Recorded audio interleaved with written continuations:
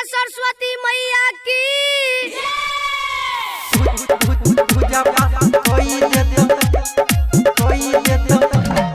DJ Kanchan Raj Muzaffarpur.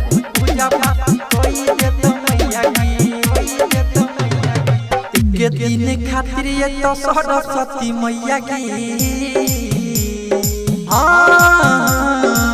के दिन खातिर ए तो सरस्वती मैया गे पूजा कले नेहा पास कोई दे तो मैया गे हंस के सवारी कइने बोलती है मैया की अब पूजा कले पूजा पास कोई दे तो मैया की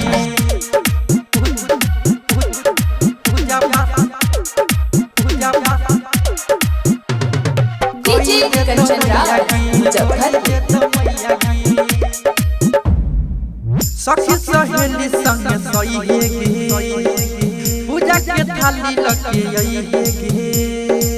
पूजा के थाली लगे आई हे सखी सहेली संग सही है गे पूजा के थाली लग आई है गे दिया के दाता होई सरस्वती मैया गे दिया के दाता होई सरस्वती मैया के अब पूजा कले आपकी पास कोई दे तो मैया के हंस के सवारी कइने बोलती है मैया गे या पूजा कले आरती पास कोई दे तो मैया गे पूजा पास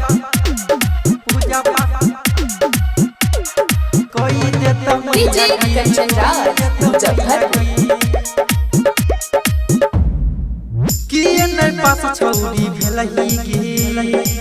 सुकर सोमार खूबे गेलही किए ने पास छौरी भेलही गे सुकर सोमार खूबे केलही गे राइटर मुकेश संग सोनू दरभंगिया गे चंदना काश संग किशन अजैया गे पूजा कले कजली पास कोई दे तो मैया गे हंस के सवारी कइने बोलती है मैया के अब पूजा कले पूजा पास कोई दे तो मैया की मानसी रिकॉर्डिंग स्टूडियो सड़वाड़ा चौक दरभंगा।